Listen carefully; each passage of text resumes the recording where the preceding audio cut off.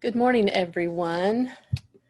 On behalf of Superintendent Hoffmeister, I want to welcome you to the Office of Federal Programs Consolidated Application Training. I know it's early, but thank you for joining us. So, I hope everyone can see the screen. This is the GMS software system.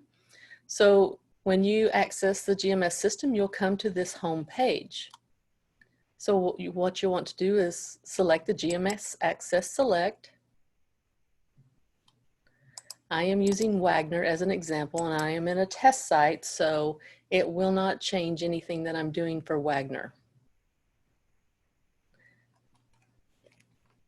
There's one important thing that you need to know about the GMS system. When you select a button, as long as this is the spinning at the top, please do not select another button because it will kick you out of the system.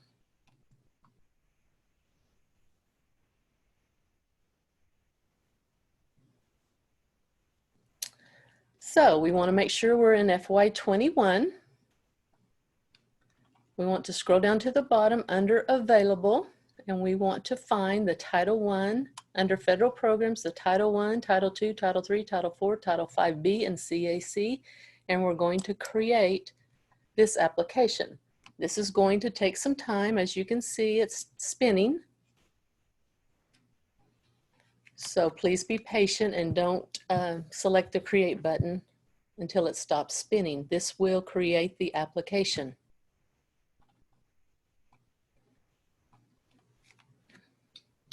I also want to make you aware that if this portion that says click the View Funding Summary, that shows you your allocation. So every application that's open, when you click this or select this, it will show you the allocations. So as you can see, it didn't take too long to create the application. So the overview, this is the overview page. This just tells you all of the programs that are inside the consolidated application. I want to bring your attention to the homeless application. We have included it in the consolidated application, so it is not separate this year. As you can see, the application is due by September 30th, 2020, and we've added some instructions, step-by-step instructions for the application to help you. So that's the overview page. The next page is the contact page. This is where you will enter all of the information that is needed.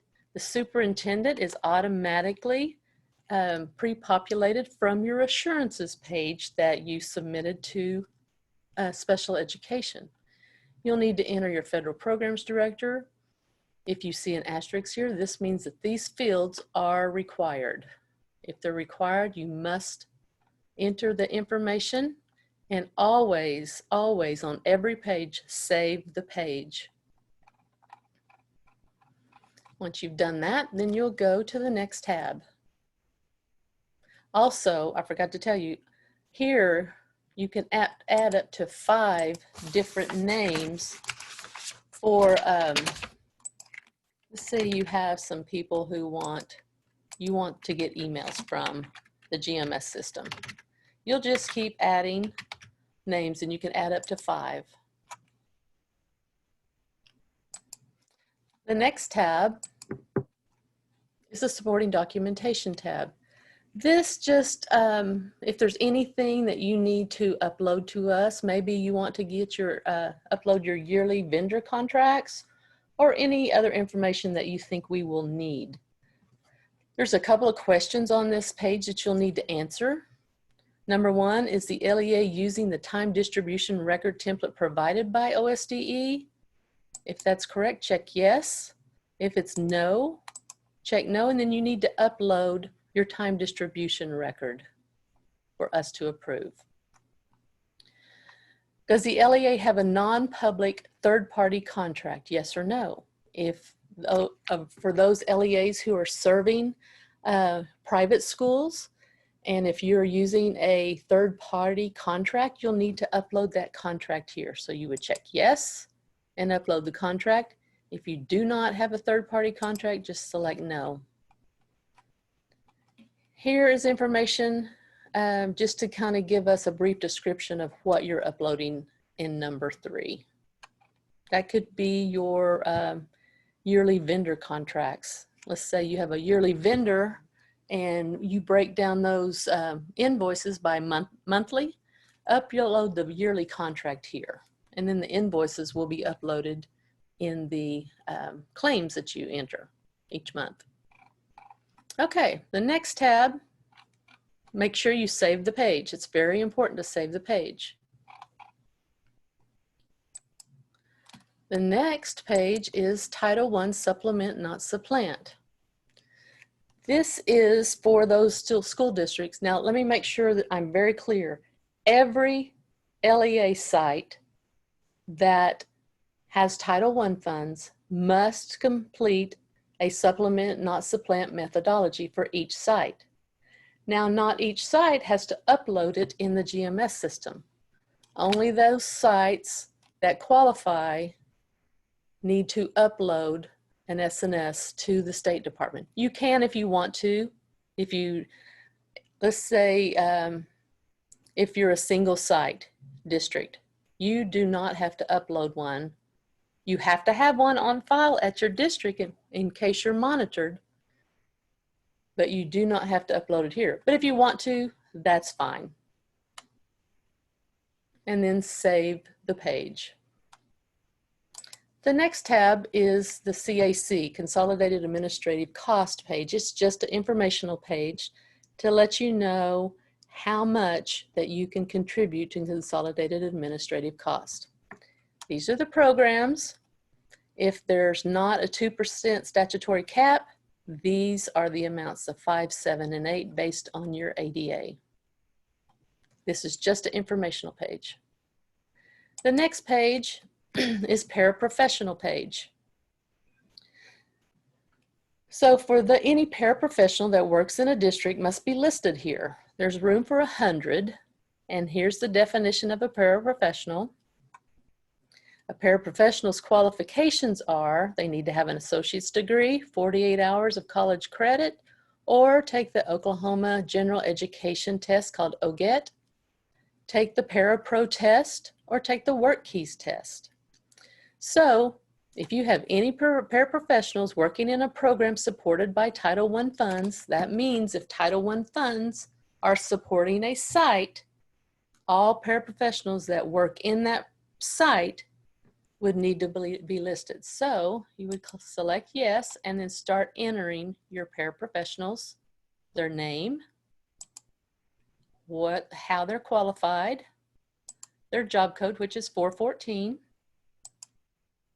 Are they in a school-wide site or are they in a targeted site? What's the school site code? How is the salary being paid? Is it being paid from federal, state, or local, or a combination of both? And what is the project code that they're being paid for? If it's local funds, it's 000. If it's Title I, it's 511. If it's special education, it could be 621. It just depends on how you're paying those paraprofessionals. Once you get them all entered, you have 100 to enter. If you have over 100 paraprofessionals, please contact the Office of Federal Programs and we will let you know how to add the additional, anything over 100. Save the page, very important. The next tab is for those LEAs that have non-public schools. Now these programs, which is Migrant, Title II, Title III, Title III Immigrant, and Title IV-A, these are programs under ESSA called Title VIII programs. So this particular district is only serving a non-public school in Title II. So if they had some students, we would, at the OSDE, pre-populate the non-public school enrollment. You would put your enrollment in A1, and then it would calculate everything for you. Same thing for Title III. There's other non-public tabs in each individual program that talks to this page. There's 3 pages that needs to talk to each other.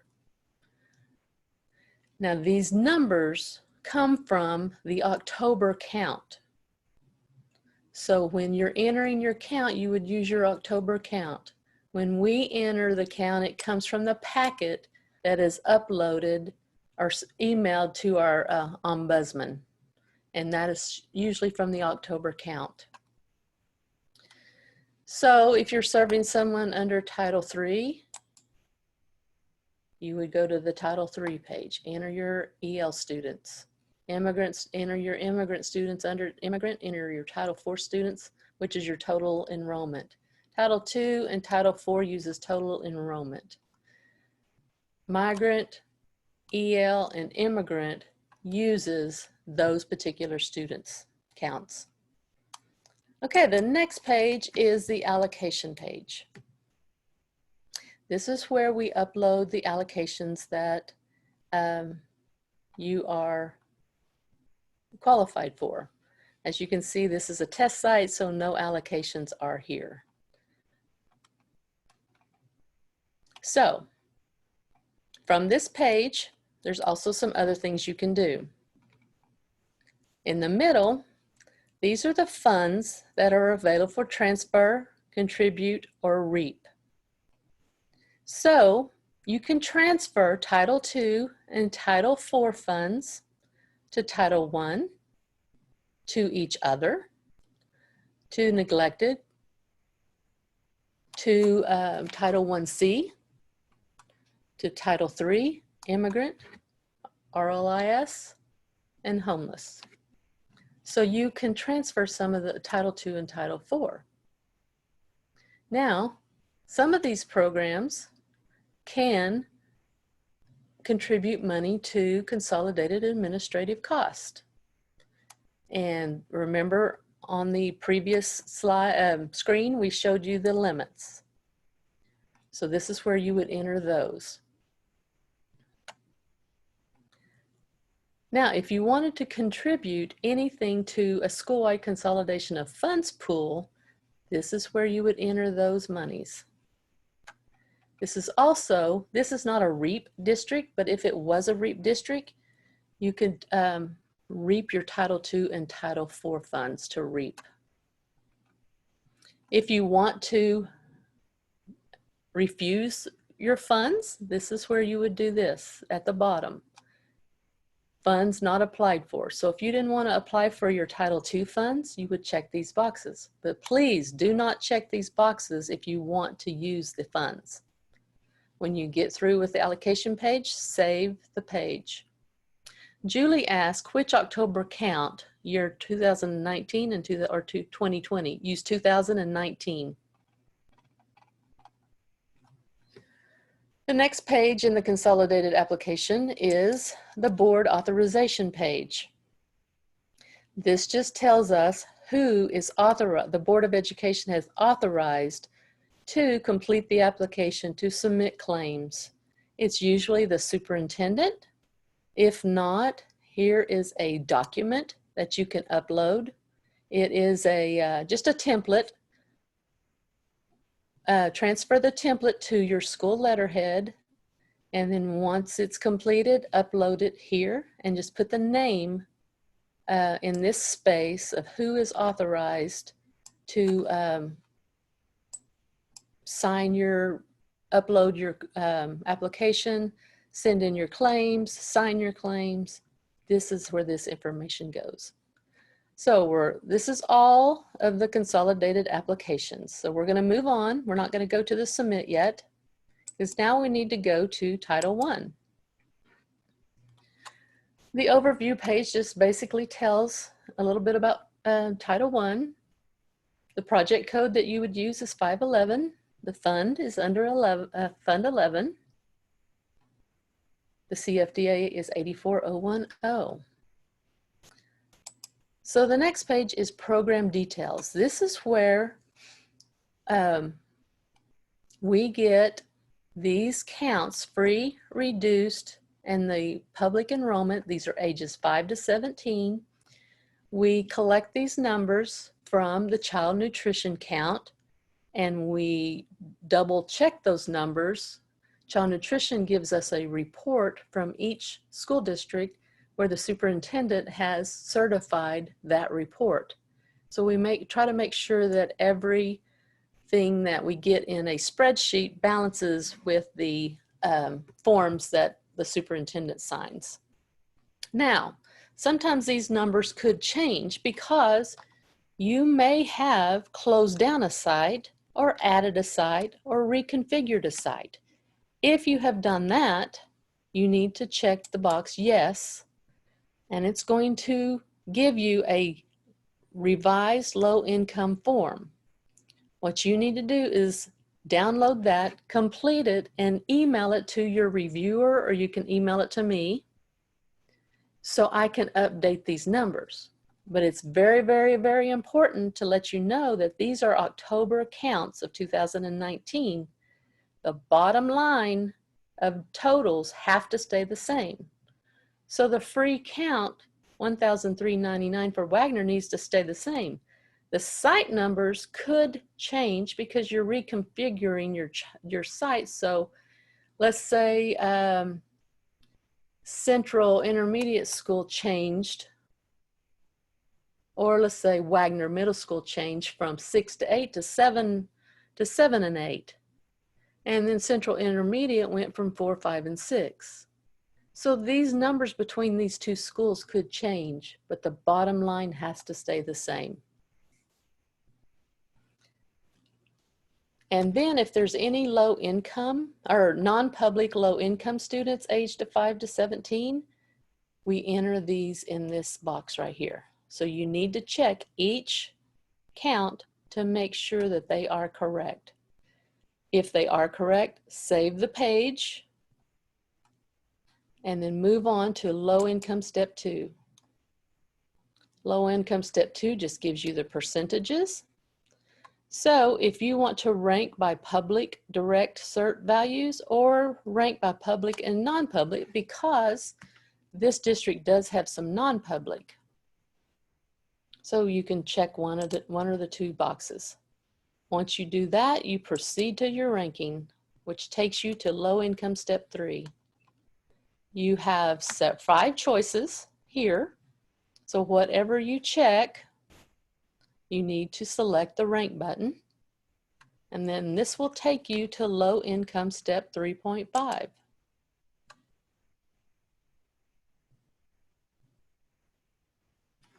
Now, since the schools would be here. Okay, I have a question. If we had non-public students, should they have been listed on low income step 1? Yes. If they are not listed on low income step 1, then we need to make sure why they're not listed. So contact Naomi Ward. She is the state ombudsman, and get with her and find out if something happened and we didn't get the packet, or we just missed this when we sent the information to GMS. We send a spreadsheet to GMS, they upload these numbers for us. So if you have some and they're not in this low income step 1, then let us know.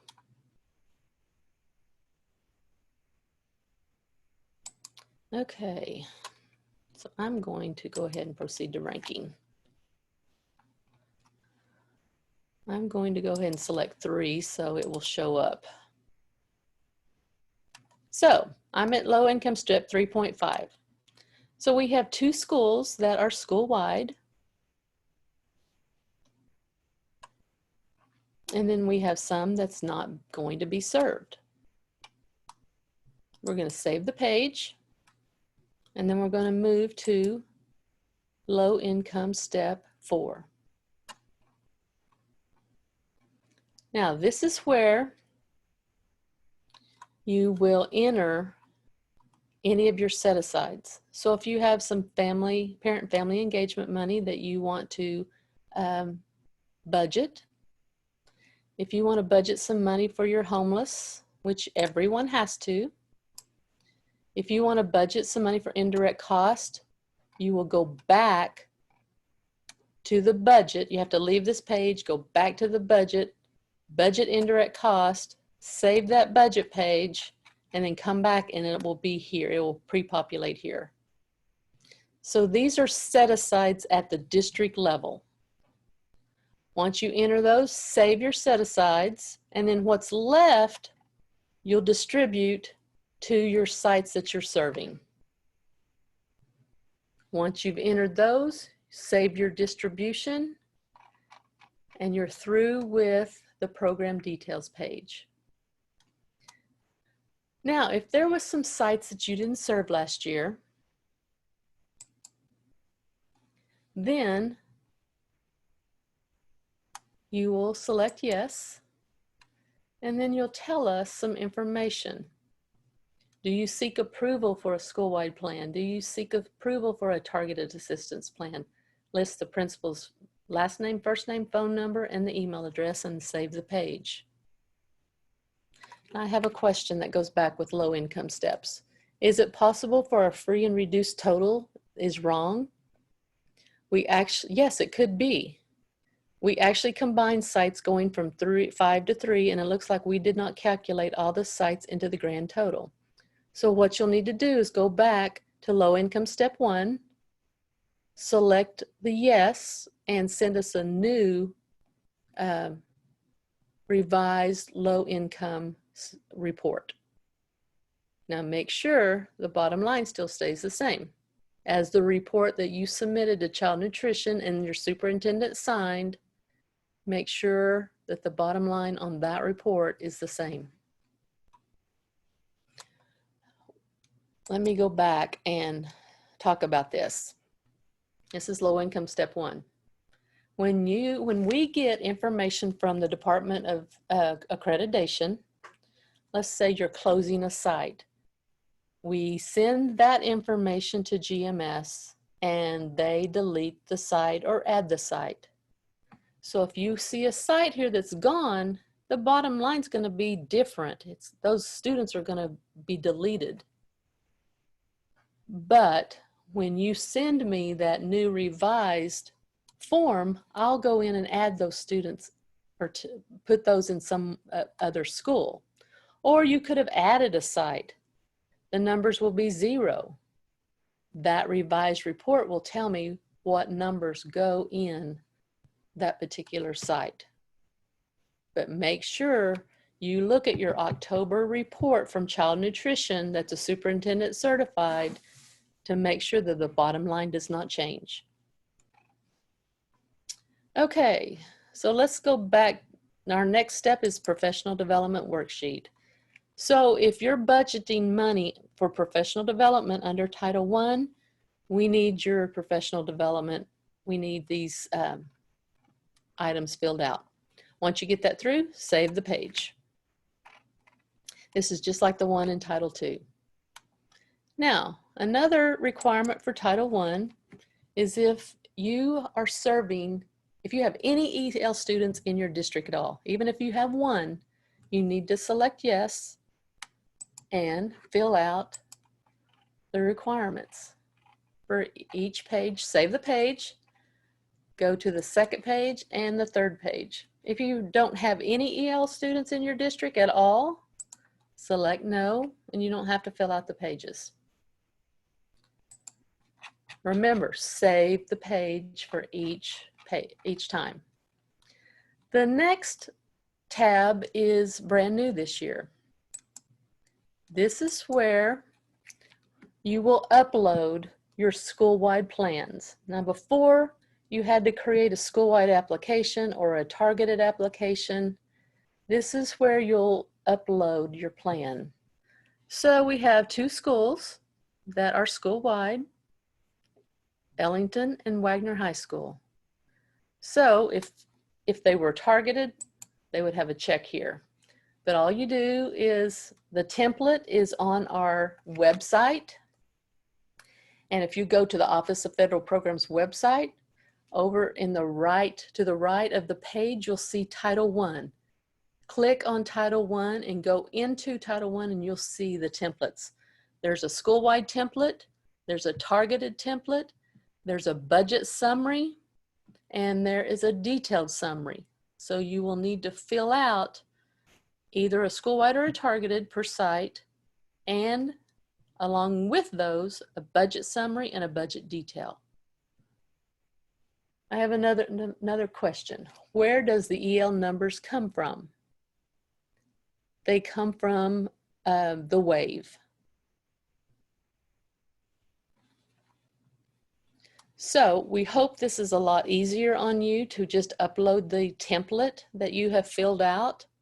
And it's a more comprehensive school-wide and targeted plan. Karina and Debbie Pham are going to host some webinars on school-wide and targeted plans in the near future. You should receive notification of those very soon if you haven't already. So there's several plans that you can, places to upload your plans. And we changed this because we were having so much trouble with getting principals to the right sites. So this way, all you need is bookkeeper rights. And so principals can give whoever's filling out this application, give them the template, upload the plan in a PDF form only, and you're done. And then if you need to file an amended plan, you just uploaded the amended plan. And in just a second, I'll show you where to get those templates. I am also having GMS, they're still working on it, but they're going to add a link here for the plans. That way you can just click on the link, it'll take you straight to the plan, but it's going to take a little bit. Okay, the next page is the budget page. This is how you're going to spend your Title I money. As you know, we don't have allocations in the test site, so now you can either select to budget by site or to budget by district. If you want to budget by site, select site, select your site you're wanting to budget. Now remember, only William Teague and the high school was being served, so they're the only two sites that you can budget money for. Or if you set aside some money, you would use 000. And then you enter your function codes here, your object codes, your description of what, your itemized description of how you're going to spend your money. And please be descriptive so our reviewers know how you're spending your money. And then put your money here. And if it is a set aside money, tell us what the set aside is. This is new. So if your function object is $21.99 $100, it could be for homeless or foster care. Or if it is 22, or if it's 1,000, if it's a set aside, tell us what it is. Your indirect cost will be right here, and then you can budget some of those here, and just make sure that this number is 0 when you're finished. Save the page, and you've budgeted your funds. If you are going to budget salaries, then you would go to the Personnel tab.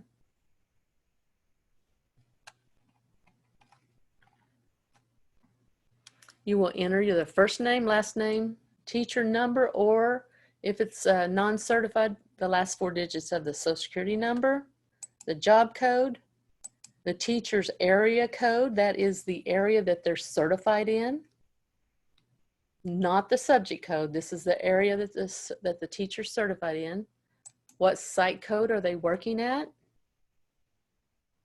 The function code you're going to be coding them to. The object code would be 100, and the Title I salary. Now, right now, school personnel records is not open. So what this is going to do, once you hit accreditation, this is going to go to the accreditation system or the teacher certification system and check to see if that teacher is highly qualified in the area that you listed here. If you get a A, that means they're okay. If you get a U, they're unverified and you need to find out what's wrong.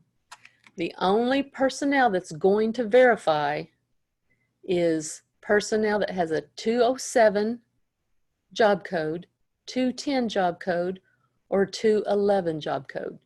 Any other certified personnel will not, we don't need that validated. Okay, I've got another question.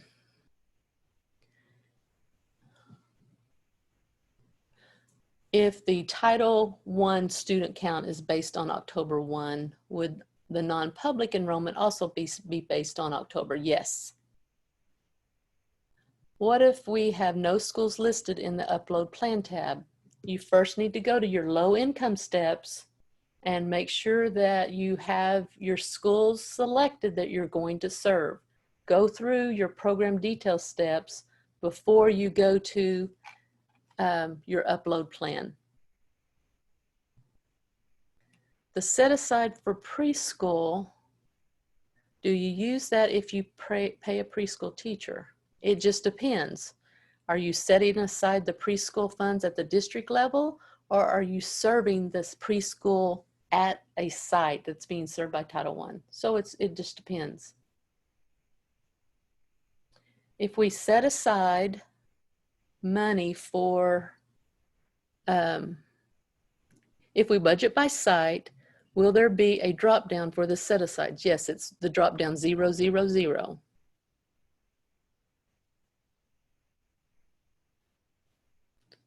After I get through with this presentation, Renee, I will show you where to find the Title I plans, templates. What about paras and the area code? There are no area codes for paras. You will use their social security number and just put zeros or leave it blank in the area code because they don't have a teaching certificate.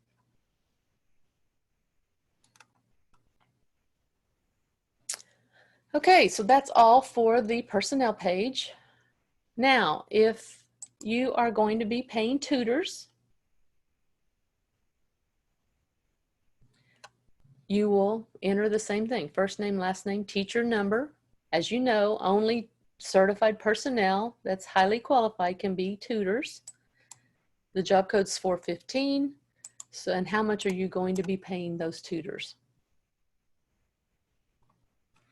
Save the page and also hit the accreditation page to make sure they validate. For those schools, LEAs that are serving private schools,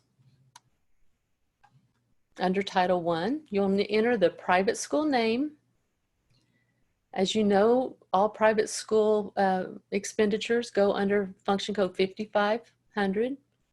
Drop down the object code and then describe what money you're spending for that private school under 5500, 100 through 800, and then give us the amount.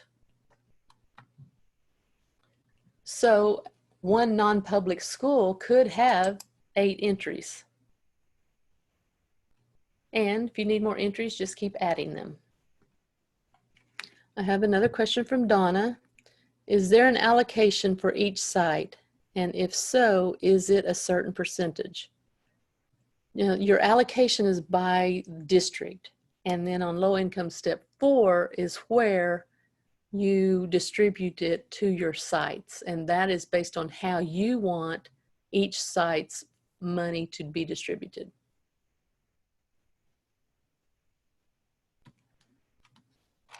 Okay, there's another question. On the budget tab, the set aside boxes. Let me get to the budget tab. Remember, you have to wait till that stops spinning.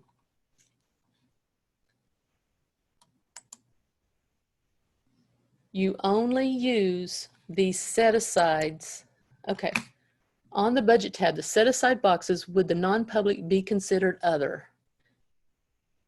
The non-public is not a set-aside. Yes, it is. I'm sorry, it is. So you would use other or not applicable, either one. Another question from Kelly. Now, if I can't answer these questions today, we will get back to you on these questions. Gary will send me all of the questions and we will get back with you if I can't answer those. If we rank by 35%, can we still mark off the bottom schools if they are over 35%? In other words, do we have to serve them if they are over 35%? No, you do not. Okay, so let's go back. We've talked about the non-public and you've saved the page. Now, this non-public services tab must balance with what you have in the budget page for non-public services and what was allocated on the first page that we talked about in the consolidated application. So the budget, the non-public services page, and the page under the consolidated application must all three balance. And then we're going to go to the last tab in Title I for the job descriptions. So you've had all these personnel that you're paying in the personnel tab. So tell us what they're doing. What's their job title, their job code, and this is a subject code. What subject are you coding them to in OCAS? This is not the teacher code, this is the subject code. And then tell us what they're doing. Make sure the job title goes along with what you have in personnel. So that is Title I.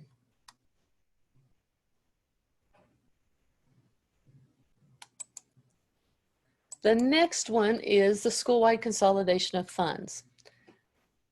This just tells you, this is the application that it's where you're combining or pooling a lot of your funds.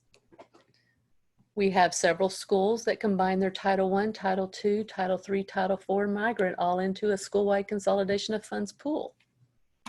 This explains the guidance from how you can do that. So the next one would be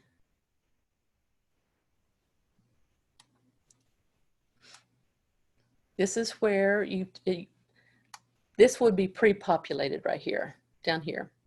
So over in the allocation page,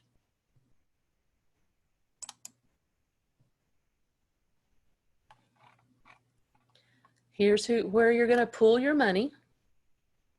And once you list your money here, it's going to come down here and be listed there.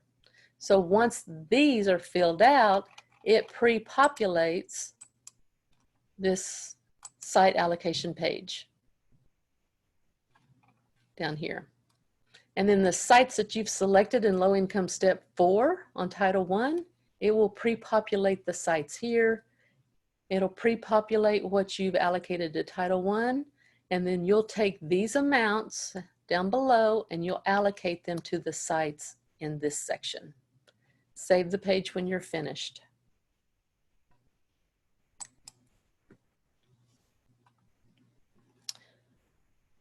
And then once you're here, those sites that you've selected in the site allocation, you have to tell us how you're meeting the intent and purpose of Title I for those sites, how you're meeting the intent and purpose of Title II for those sites. Even though you're moving the money to a school-wide consolidation of funds, you still have to meet the intent and purpose of migrant or of Title IV. You still have to meet the intent and purpose of Title I and Title II of each program that you've moved in here, and this will just tell us how you're doing that. Save the page when you're finished, and then move on to the budget.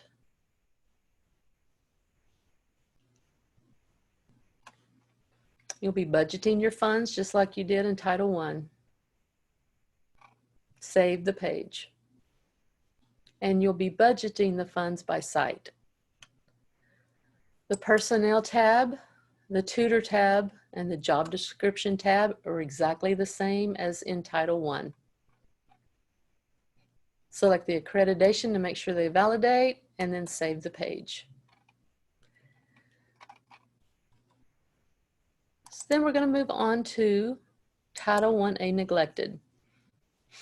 If you do not receive funds for Title 1A neglected, you do not fill out this application. This just the overview page explains it, the application, and who the money is for. Go to the Program Details tab next. Just complete 1 through 13, save the page. Basically, you're just telling us about your program that you have. The next tab is the budget, the personnel, the tutor tab, and the job description tab are exactly like Title I. Always save the page before you move on. Title 1C is next. It's migrant. We only have a handful of migrant districts, so if you don't have money in migrant, don't fill out this application. Program details. If you are a migrant district, fill out, describe what your program is on 1 through 5. Save the page. You have a migrant summer school. Tell us what you're doing in your migrant summer school. Answer the questions and then save the page. What are you doing for professional development with your migrant funds? Fill out the professional development tab. Save the page. The only thing different here in migrant is there's a non-public services tab. It's going to be just like the one in Title I. Tell us what non-public school you're serving under migrant, how you're spending your money with the object code, and the amount. This amount at the bottom should balance with the budget page and the migrant page under the Consolidated Application tab.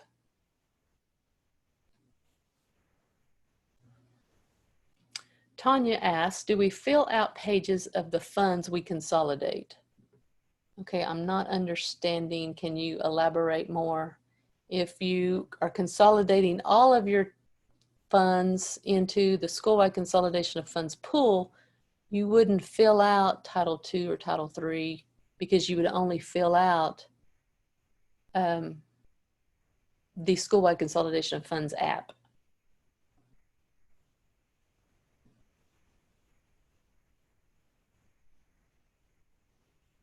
So if you're consolidating all of your funds in Title II and Title IV into school-wide consolidation of funds pool, you wouldn't fill out anything in Title II and Title IV because there's no money there. Okay, let's go to the next one. Title 1D delinquent. These are LEAs that have delinquent facilities. And not all schools have those, but if you do and you receive funds, then you would fill out these pages. Start with the program details. Tell us about how you're serving the facility.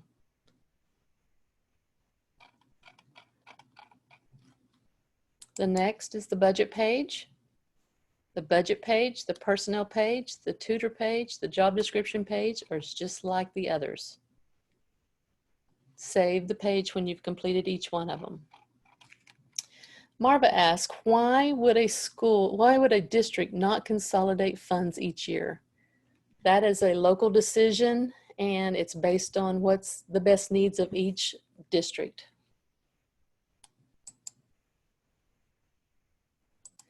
So we move on to Title II. The overview page explains Title II. We move on to the program details. Under program details, there's 4 tabs that you need to look at. ESSA requirements, you need to fill out all of those. Save the page. Title II is about professional development, so you need to tell us what professional development you're planning. Save the page. Title II also has a class size reduction that you can pay a class size reduction teacher. If so, then you need to fill out the boxes to make sure that you are allowed a class size reduction teacher. Save the page. This is the consultation page. Under Title II and Title IV, you must consult. It explains this in the paragraph, and then just list who you've consulted with. And then the budget, the personnel, the non-public services, and the job description are the same as the other programs. So now we're going to move over to those Title III EL districts. Not all districts get this money, but if you have a significant amount of EL students, you could qualify for this. We do have some consortiums that qualify for these funds. So the lead of the consortium would fill out this application because the funds have been transferred to your district. You have some ESSA requirements that you need to fill out. Once you do that, save the page. And also you have a professional development page that you need to fill out. Now, one of the ESSA requirements for Title III is the funds need to be spent in these three categories. Here's a question. If all funds are transferred or contributed, do we still have to do the consultant tab? Yes, you do. Because you have to consult with those private schools before to let them know that you are transferring or contributing all of those funds, because they may want to participate in another program. So once you fill out the ESSA requirements and the professional development page, you'll move on to the budget.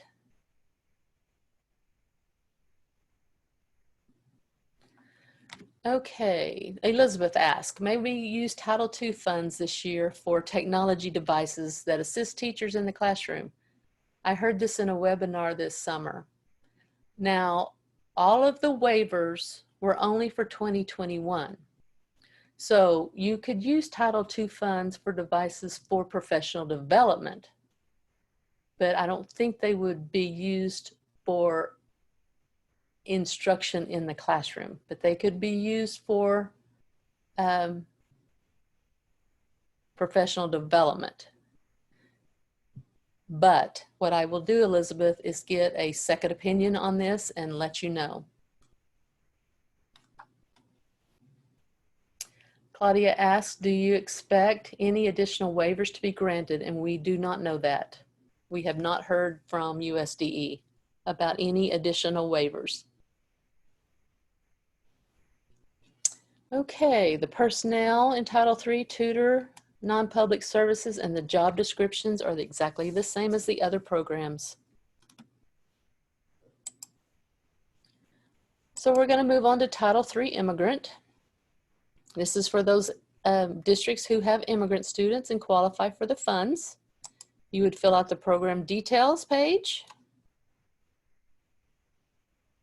save the page, fill out professional development,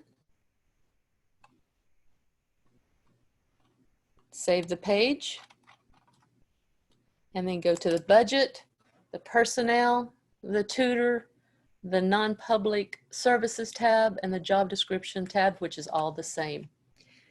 There are two programs that we have not allocated funds in yet in the GMS, and that is migrant and the immigrant program. We have not allocated those funds. We are still waiting on those immigrant districts and those migrant districts for some more information before we can allocate those funds. But all other funds are allocated. Okay, Title 4A. Here's the overview page. Now, as you know, USDE granted a waiver in FY20 for Title IV. That waiver is gone. So now you have to go back to the original guidance for Title IV. Here's your comprehensive needs assessment for those districts who receive over $30,000. You have to fill that out. Save the page. And you go to the ESSA requirements.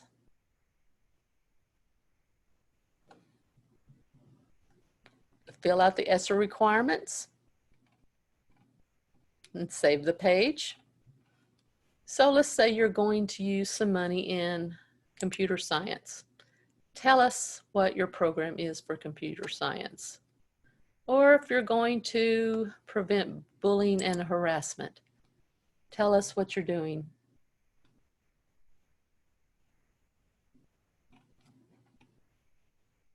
Or you're going to have a blended learning project. Tell us what you're doing. Save the page. Then you'll go to the professional development worksheet. Charlie, I understood you to say the consultation tabs for 2 and 4. No, they're just, you have to include the private schools in your consultation. But when you consult, you have a committee that decides what the best needs of the districts are. But if you do have private schools, you will consult with them also. But no, it's just not for private schools. It's for everyone. So once you fill out the professional development worksheet, save the page, move on to the consultation page. And this is what Charles is talking about. The LEA has to consult. And here's a list of some communities that you might need to consult with. And if you do have private schools, include them. Here's your initial date. You may need, if you have to change some things, you may need to continue to consult. Enter the name of the group. Here's some groups. And then if you need to add additional, add additional. And there's not really you do need to have more than 2 people consult. You need to make sure that you're including your parents and teachers and principals and other school leaders, community-based organizations. Here's the list up here at the top. So after you do that, you save the page, and then you move on to the budget page for Title IV. Now, from the ESSER requirements page, it's going to drop where you listed the allowable uses. When you put your function and your object, it's going to drop down those allowable uses. Now, if you receive over $30,000, you have to spend money in all 3 categories. If you do not receive under $30,000, if you receive under $30,000, you do not have to spend money in all 3 categories. But if you select a category, you need to make sure you budget money in that category.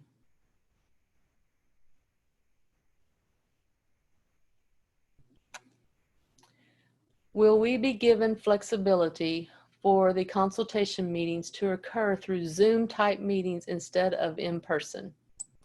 Corey, I don't know the answer to that, but I will check on that and get back to you very soon on that.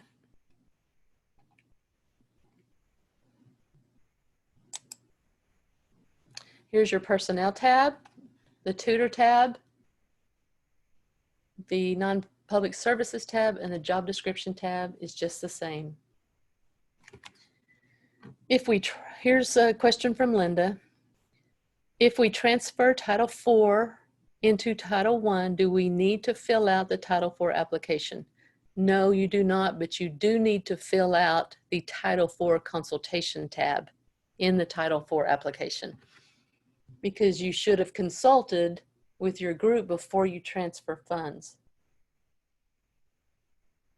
The same thing, Remington, with Title II. Fill out the Title II consultation tab if you move Title II funds out, because you have to consult to make sure that the group feels that that's the best needs for the district. The Title II consultation tab is a brand new tab. We should have had it there in the past, but we failed to do that, so we added it this year. So on Title IV, the personnel, the tutor, the non-public services, and the job descriptions are all the same. So next, let's move to RLIS. This is the overview page, just explains the program. We've added the 2021 RLIS funding districts.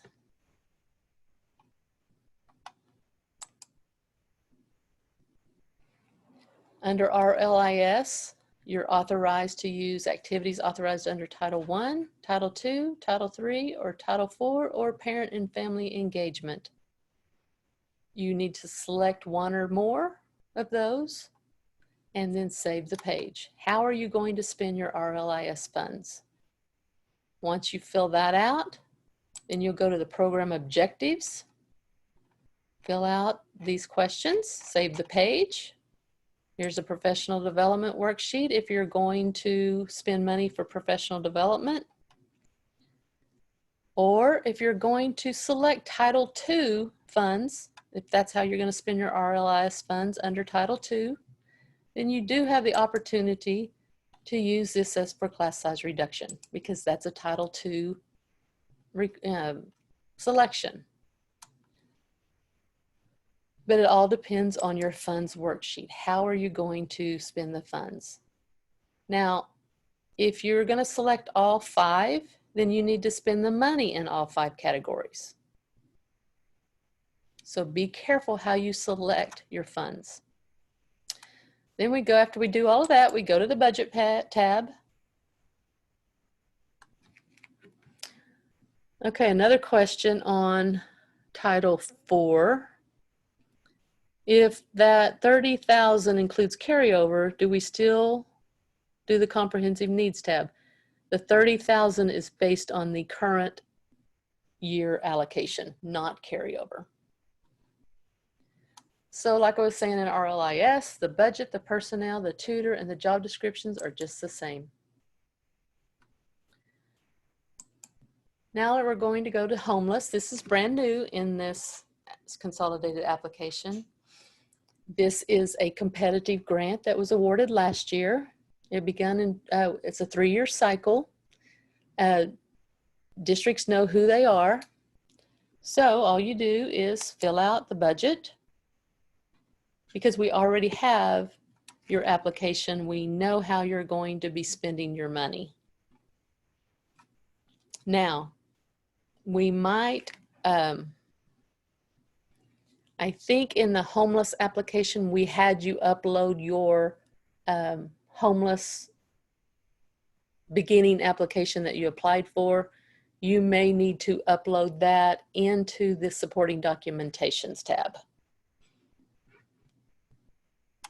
Okay, you're going to fill out your budget, personnel, tutor, and job description, and then you're going to upload your original homeless application that you were approved back in FY20 in the supporting documentation.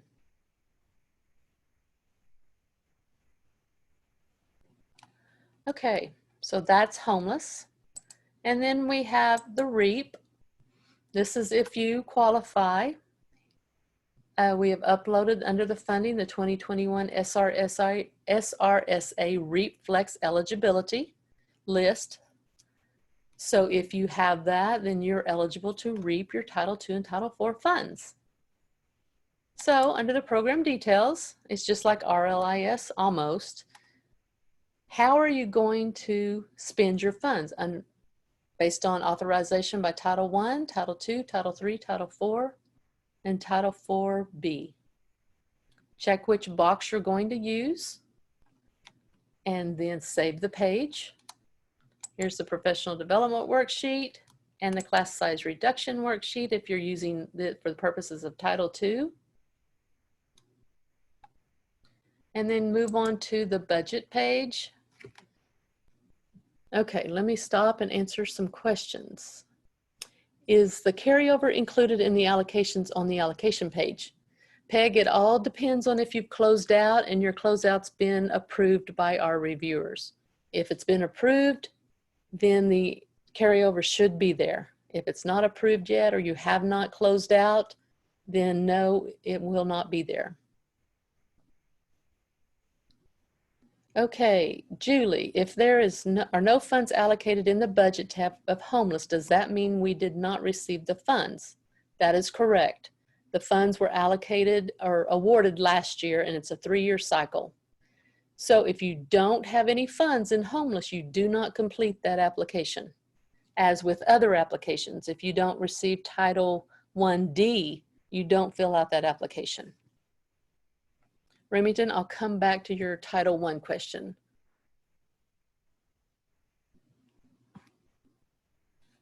Okay, that is REAP. So then we have consolidated administrative cost. On the allocation tab, you selected what funds needed to go to consolidation of administrative cost. This is just the overview page. So you're going to tell us how you're going to be spending these funds. So select one or more, save the page, and then the next thing is to budget the funds that you have available. And then same thing with the personnel, list the personnel that you're going to be paying from this program and give us a job description.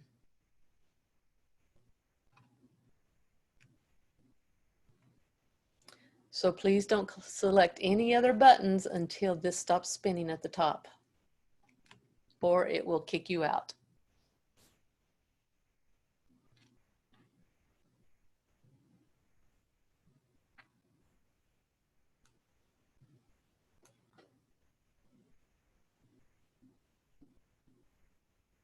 And for some reason, it's still spinning. So let me answer some more questions. So Remington, your Title I question, Upload Plan tab. Can you please go into more details concerning the budget summary and the details forms? Yes, I will. As soon as this stops spinning, we can go to, here we go. So what I'm going to do now, this is the application. So let's go back to the consolidated application, and we're going to go to Title I. And Remington's question was the upload plan. So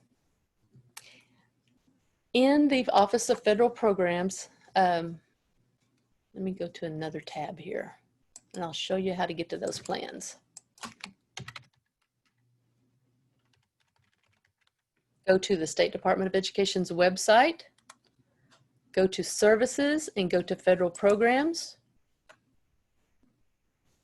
Select Title I, Part A. Here's the school-wide plan, here's the targeted plan, here's the budget detail, and here's the summary detail. So as you know, if you are a school-wide site and you select that site to be school-wide, what you're doing, you're combining your state and local and federal funds together to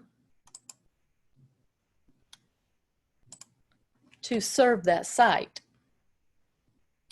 Okay, let me see if I can get this open. So the budget detail and the budget summary is you're telling us what funds, how you're going to use your funds what funds you're budgeting to serve that site. What local funds, what state funds, and what federal funds you're using. Now, in a school-wide consolidation of funds pool, you're going to be using federal funds, you're going to be using state and local funds too, but that's for a pool of money. So you could be using Title I, Title II, Title III, Title IV, and homeless, and your RLIS funds in a big pool. And then the budget detail and the summary will tell us that. And it's still loading, so give it some time. And that's why a lot of districts are selecting their sites to be school-wide. So if you're just going to serve them with Title I, you still need to serve them with your state and local funds too, because that's what school-wide is all about.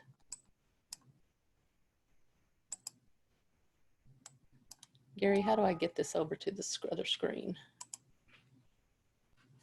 My Excel opened up in this screen and they need it over. Drag it over. Not letting me do it. I need that.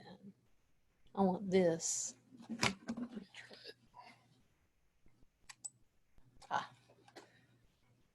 Okay, this is the budget detail. So here's your district name. Here's the site name that you're serving. County code, site code, and district code. Here's the function object that you're using at that site for as a budget. A lot of schools wanted us to submit, give you a budget detail page. So how are you spending the money at that particular site in the plan? Now the summary budget is a little bit different. Let me upload that.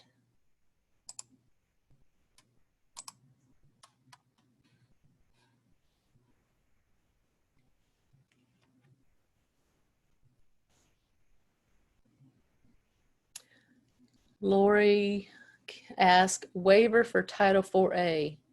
Question, will we receive FY20 carryover? The waiver for Title 4 was only for FY20. And once you close out your Title 4, then the money should close, and it's approved, the closeout's approved, it should move over to your carryover in the allocation. Here's the budget summary. So here's your site name, your site code. Here's the state and local funds you're allocating to that site. What are you using? Are you allocating Title I to the school-wide plan? Here's the funds. Just tell us how much you're allocating to that particular site for your school-wide site. And then that'll total it all right here. Remington, I hope that answers your question. So once you get your school-wide plan, once you get your detail and summary budgets all completed, upload all of those into convert them all to a PDF, and then upload them into the upload plan here.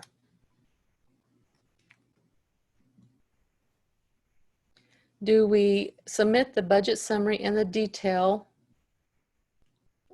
Yes, it's part of the school-wide or targeted or school-wide plan. The budget summary worksheet, is this a required document? Yes, it is. It goes along with your plans. So upload it as a PDF with your school-wide or your targeted plan.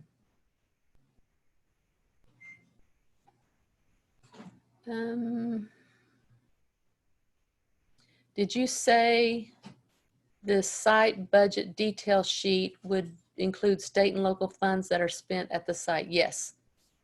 Not in the GMS application budgets, but in the template. The GMS budget, let's go to the school-wide consolidation of funds. This budget and school-wide consolidation of funds budget only has federal funds that you've been allocated.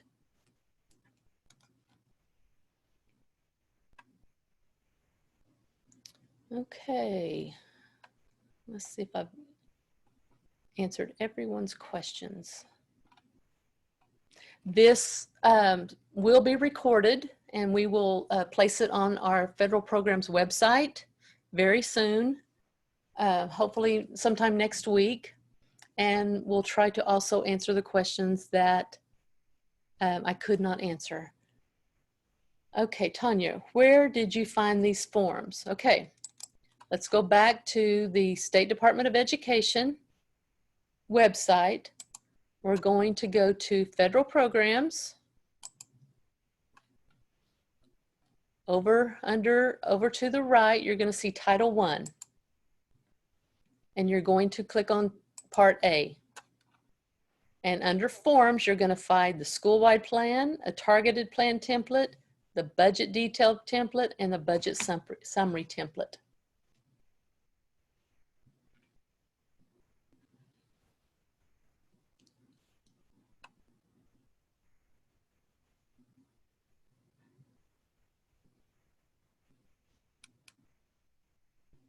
Okay, Jennifer, if we develop a CNA based on initial guidance from OSDE, but the CNA doesn't contain all tabs as listed on the OSDE website, CNA, do we need to go back and add them? Jennifer, I will have to get back with you because I am not for certain on your question. So we will get back with you by email.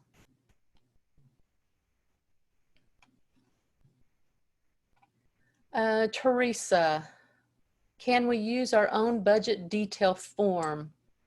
If it's comparable to what we have, Teresa, it would be fine. But can you email me your form just so we can look at it before I say yes? Another question, are the budget summary, budget detail templates for each site? It's only for sites being served under Title I. It goes along with their plans, their school-wide plan or their targeted plan. Can you clarify what a school-wide site means? A school-wide site is like on Title I, you have two programs. You have a targeted assistance program or you have a school-wide program. A targeted assistance program only serves those students who have been identified. And you can only use Title I funds at that site just for those students. Now, if you selected a school-wide plan, you have a comprehensive plan for that site that's developed by a committee. And you're serving the entire site to upgrade the site. So you can use what you do is you take your state and local and your federal funds if you want to pool the funds federally, or if you just want to use Title I state and local to upgrade the entire school site. So you're serving all the students in a school-wide plan, and for targeted, you're serving just those targeted students. I hope that answers that. To clarify, the school-wide plan template, the budget summary, and the budget detail make up the school-wide plan. That's what you need to upload into the upload page in the application under Title I. Will my narratives from the previous year application show up in this year's application after I create the new application? No, it will not. The school-wide plan and the targeted plan are brand new templates. So you have to basically start all over and recreate using the template on our federal programs website and basically create a new school-wide plan and a new targeted plan. And you use what you've used before, but you have to put it in the template. The money being budgeted, this year's allocations are budgeted on the form and in GMS, they match. No. What's in GMS is only what's allocated through federal funds in the consolidated application. What you're putting in the budget summary and the detail are for your school-wide plans, and that includes state and local funds.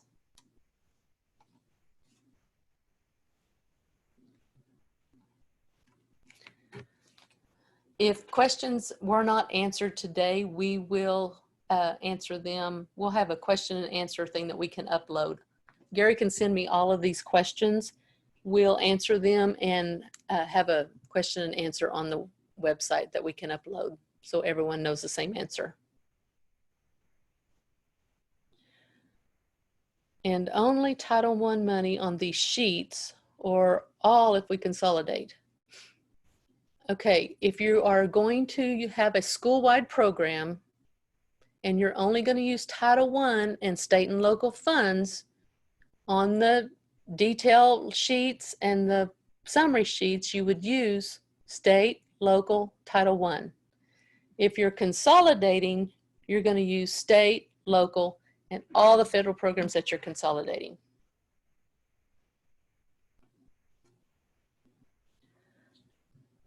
So the details page is by site. The summary page is by district by per site, per district. It has the whole district on there, but it's broken down by site.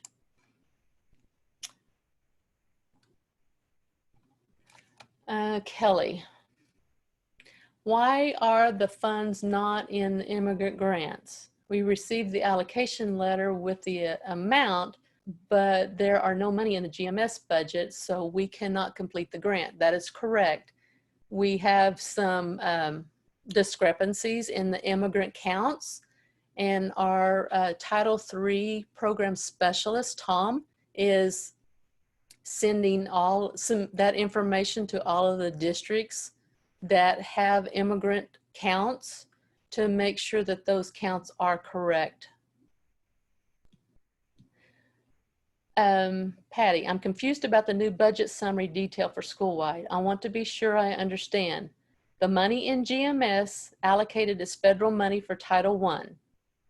So we will also include our plans, money for RSA paid for by state funds. Is this correct? So Patty, we're going to have more training on this school-wide plan coming in August. So if I don't answer all of these correctly, Karina and Debbie will. But basically, what funds are you using to upgrade your entire school site because you are a school-wide site? Kathy, to be sure, a school-wide site plan will include 3 documents: the plan document, the budget detail, and the budget summary. That is correct for each site. Now, the budget summary is a district form by site, so you'll only need 1 of those. But you can upload it with the first site if you want to. This is from Sherry. Does the budget detail local funds include only those items listed in the school-wide plan, or is it all local funds for every staff member?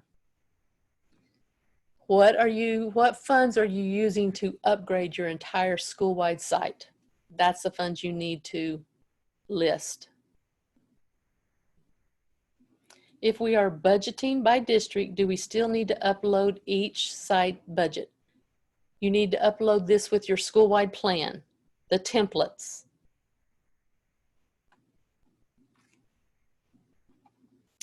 Okay, let me make sure I have not missed anything.